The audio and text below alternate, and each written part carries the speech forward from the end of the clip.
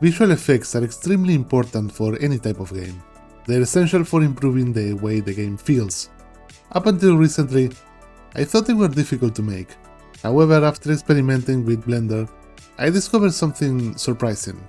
Many of these effects can be made in minutes using nothing more than a mouse. You don't even need a tablet. And once you add them, it's amazing how much they change the way the game feels. I'll show you how fast and ridiculously easy can be making the visual effects for your game.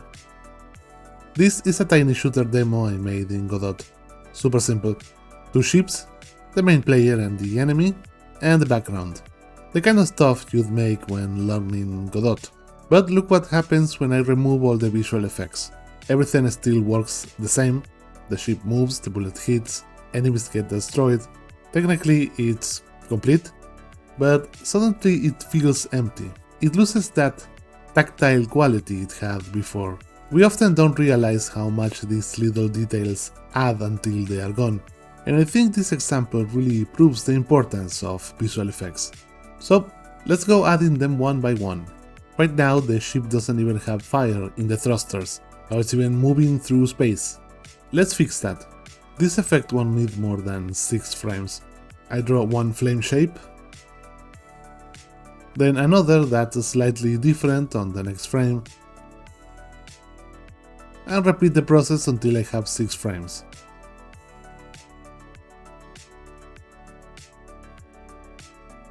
I'll use a time offset modifier and reuse the animation for the other thruster. And for the main one, this requires a bigger drawing, more detailed, and remember all of this is made with the mouse. But here is the secret tool that makes possible making all of these effects with the mouse: the sculpt mode. If your drawing is a bit rough, you can always switch to the sculpt mode and quickly push and smooth things into shape. This is great to make the drawings fit better the animation. Notice how much life that tiny bit of movement adds to the ship. It's still the same drawing, but now it feels more lively. Okay, now let's tackle the muzzle flash. Right now the ship can shoot, but it feels completely lifeless. Once again, 6 frames. I start with a small spiky shape and make it grow until around the 3rd frame, and then bring it back down. I also add a few particles in the last frames. Particles always look cool. To help sell the effect, I'll draw a subtle glow directly on top of the ship. Because I want a bit of animation here, the illuminated area grows as the flash gets stronger on the 3rd frame, then fades away with it. It's a tiny detail, but these are the kind of things that make a world of difference. Now the shooting has proper force, and it only took 12 quick drawings. Hopefully you can see by now how approachable this stuff really is, if you're willing to experiment a little. Here's an effect I've always loved. Those organic transitions that look incredibly difficult to make.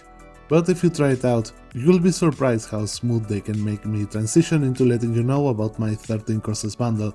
That's 13 full Inkscape courses, dealing with character design, background design, game art and more, all aimed at beginners who want to learn and master vector illustration. What's better, I recently added a new 30-day program designed to help you finish all 70 hours of content in just 30 days. So if you want to make your own game or animation, and art is the bottleneck that's keeping you from doing it, check it out, the link is in the description. Now, even with the muzzle flash, the shooting still feels a little weak and unsatisfactory, and believe it or not, a big part of that comes from the bullet itself. So let's make a cool bullet. I start with a simple rectangle and add this wind resistance shape, to make it more realistic. By now you've probably noticed a pattern. Most of these effects are really just the same drawing repeated over and over, with slight variations, which is actually good. It means the little inaccuracies you get from drawing with the mouse often work in your favor. And when you're too inaccurate, you always have the sculpt mode.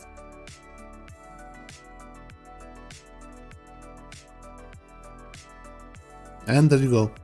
Suddenly the bullets don't just exist, they actually feel weightful. Finally, we arrive at probably the coolest and most complex effect in the entire demo, the explosion. Right now, enemies simply vanish from existence, which is deeply unsatisfying. Unlike the previous effects, this one relies a little more on movement than pure redrawing, but it is still surprisingly simple. Using a bit of explosion reference, I drew 2 expanding waves that grow larger with each frame. The most difficult thing to do here is being consistent, but even then, because it is still a 6-frame animation, even if it's not the single best explosion ever, it will not matter. And that's it, this is how it looks. 6 drawings later, and now we have a useful and visual way to clearly indicate that a ship was destroyed. It's far from being a masterful display of drawing skills, but it is useful and more importantly, it was easy to draw. So as you can see, your visual effects don't need to be ultra detailed or professionally animated to bring life into your projects. None of these were particularly complicated, none of them required a tablet, and none of them took very long to make. But they completely changed the way this little demo feels. Your effects don't need to be impressive, they just need to make your game feel better. Don't forget to like and subscribe and let me know in the comments if you'd like to see more videos like this. Maybe more specific effects like fire, water, magic spells, or something even stronger. I already have a few ideas I'd love to try. And if you'd like to support the channel and learn more about creating art entirely with the mouse, don't forget to check out the bundle below. That's it for now. See you next week. Bye!